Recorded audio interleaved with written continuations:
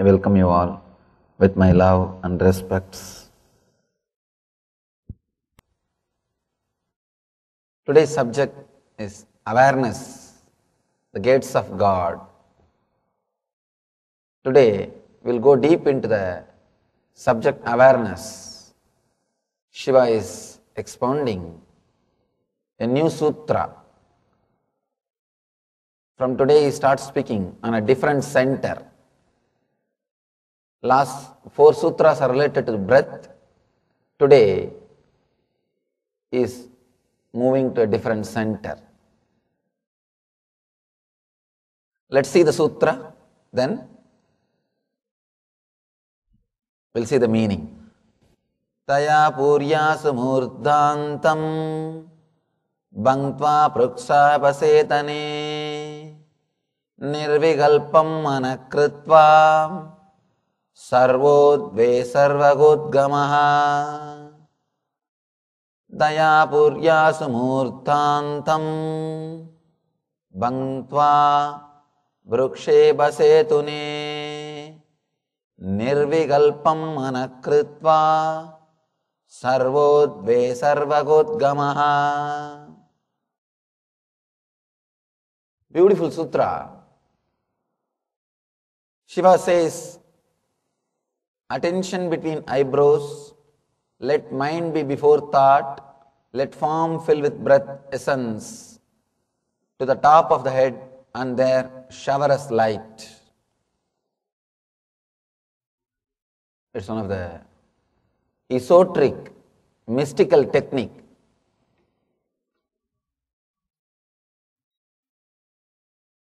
First time he is introducing esoteric techniques to us. In the first 4 techniques, Shiva was very plain, simple, direct. He is just making us feel comfortable. He is giving us a feeling of homeliness. Now he is taking us to a deeper level. He says, attention between eyebrows, let mind be before thought, let form fill with breath essence, to the top of the head and there shower us light. Attention between eyebrows. He speaks about the third eye, what we call Ajna Chakra. The whole East, all Eastern religions are the faith groups, masters, mystics, whoever is from East, continuously they work on Ajna Chakra. They work on the third eye. Whether it is Hinduism or Jainism or Buddhism, any other spiritual group from the East, they will be working on the third eye. Third eye is a great gift given to the planet Earth from or by the East.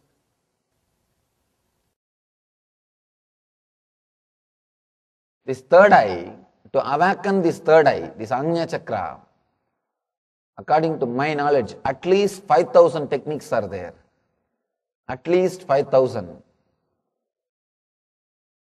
There is no master or no teacher who has not worked on the third eye in the East. In the East, spirituality starts with third eye. Anybody who enters into the spiritual life, the first thing they do is start working on the third eye. Even in a regular life in India, continuously people work on the third eye. Sometimes indirectly, without knowing, even this kumkum, this keeping the kumkum is a technique to work on the third eye. Constantly you will be aware of third eye. For third eye, attention is food.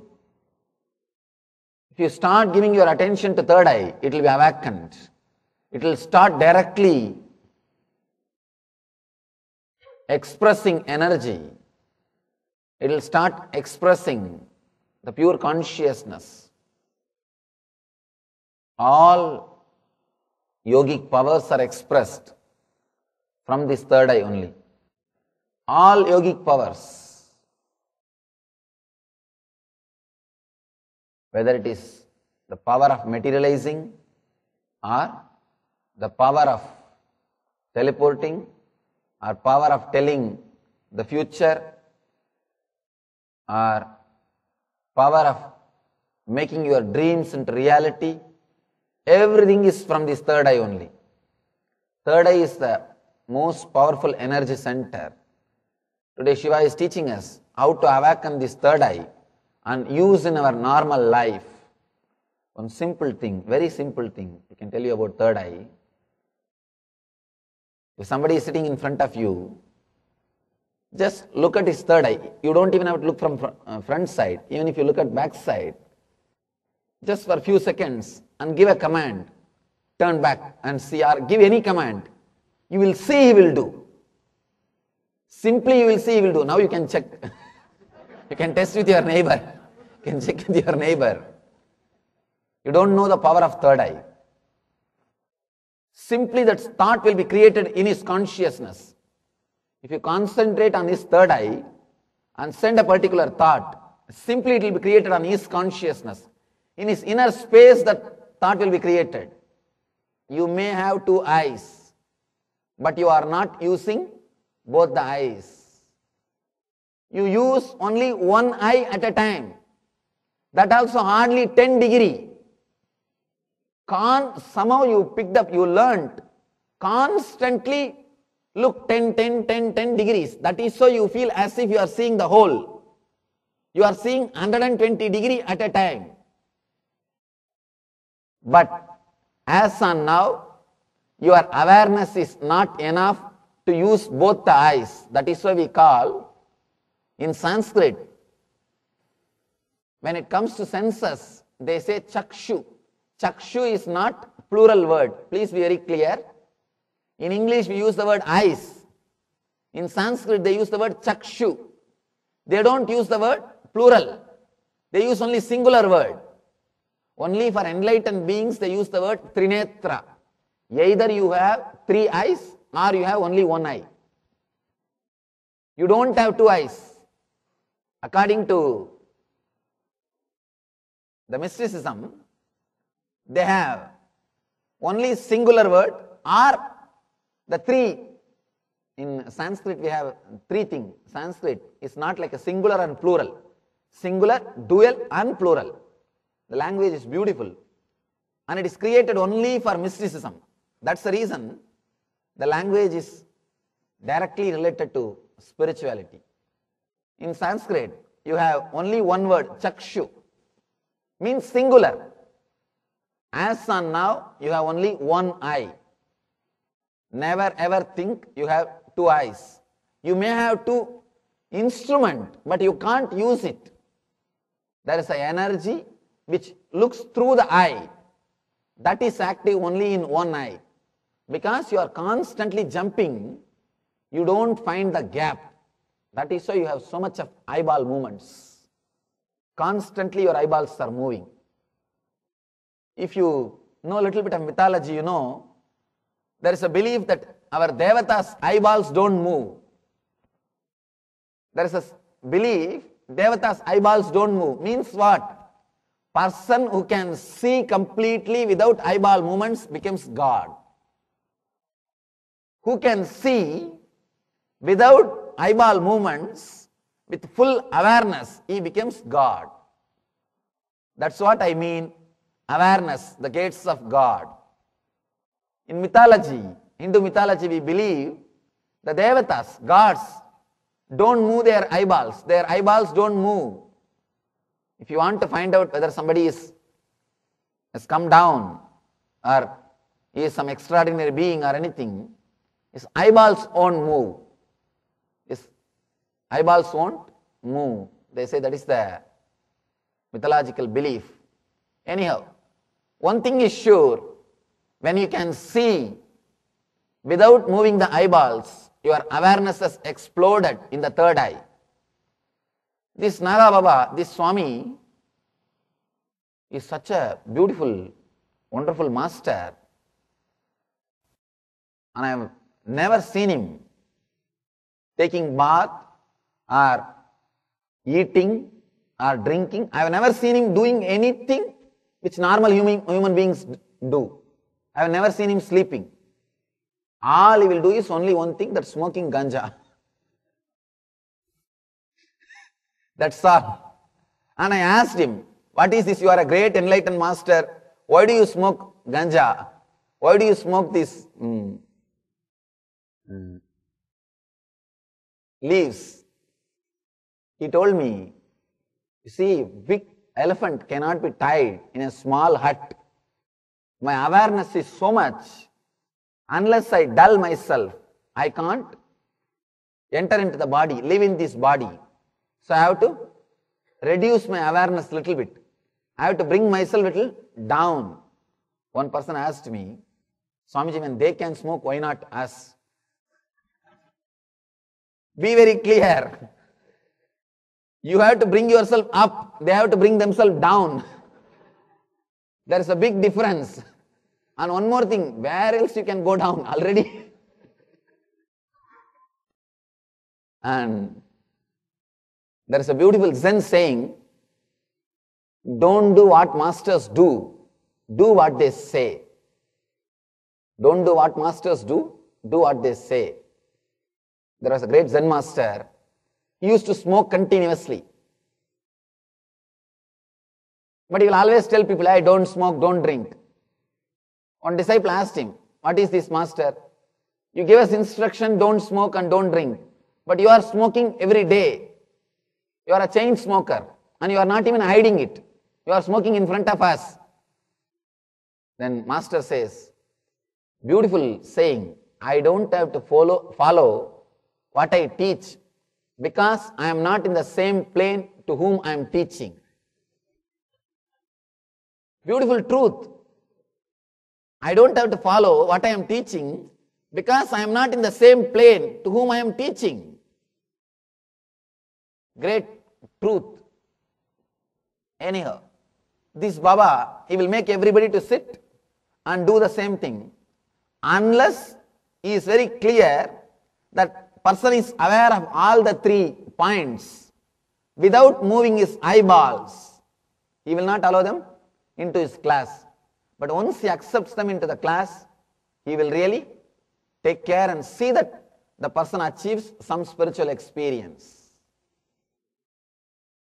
I wanted all of you to understand about this 120 degree and 360 degree vision, because that is the base of this whole technique. This whole technique is based on awareness, and especially the awareness about the third eye. The idea about the third eye.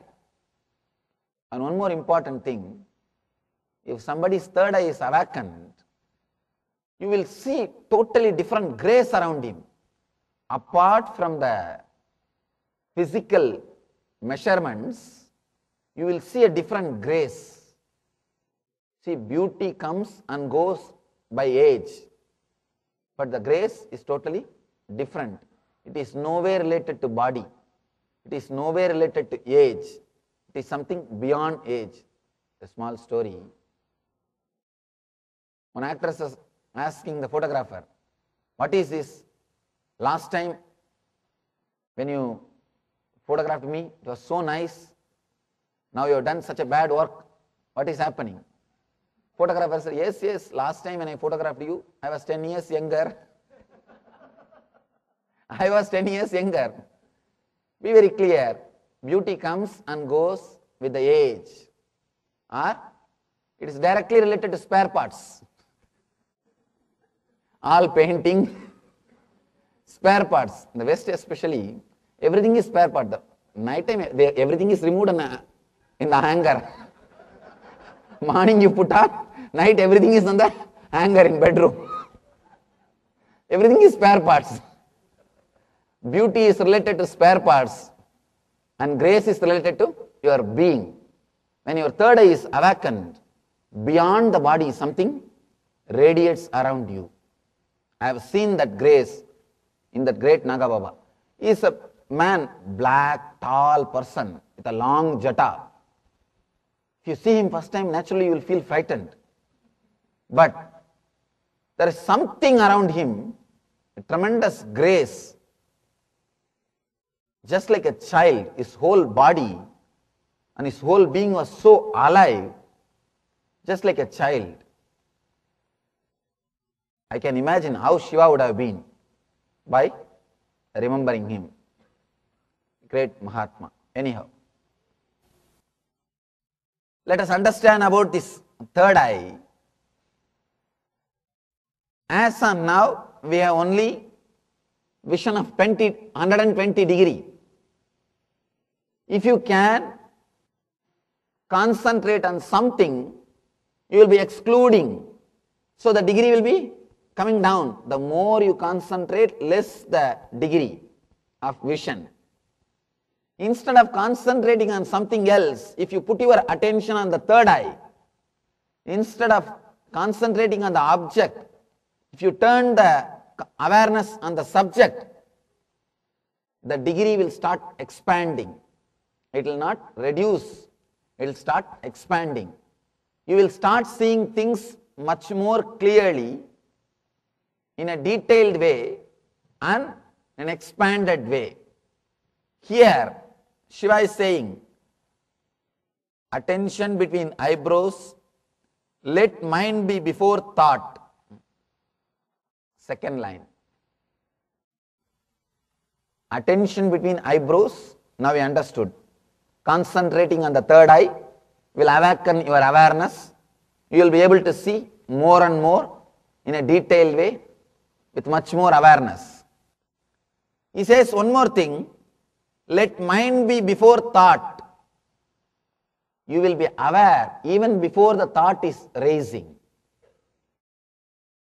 As on now, once the thought comes up, you may try to suppress or follow. Once the thought comes up, you will try to suppress it or follow it. You will not be aware before the thought comes. Here Shiva says, let mind be before thought. Let you be aware before the thought is coming. There is a beautiful commentary of Abhinava Gupta. Abhinava Gupta is the great Kashmiri Saivite master, enlightened master. He comments on this sutra. He says, creating, maintaining and destroying, these three are the responsibilities of Trinity. Brahma creates, Vishnu maintains, Shiva destroys, Rudra destroys. In your mind, you do the three work continuously. You create a thought, or maintain a thought, or suppress a thought, kill a thought. If you don't do all these three, you will become Parabrahma. You will become enlightened. You will go beyond this Shiva, Vishnu and Brahma. You will go beyond this existence. As on now, you are doing these three work, creating, maintaining and destroying. If you don't create a thought, if you don't maintain a thought, and if you don't destroy a thought, suddenly you will be awakened to the reality, to the ultimate reality that you are Parabrahman, you are existence. Shiva says here, if you are concentrated on the third eye, you will be aware of your thoughts. Even before your thoughts are raising, you will be aware. Let mind be before thought. You need to understand this one thing deeply. This is the greatest liberation. Being aware before thought raises is the greatest liberation.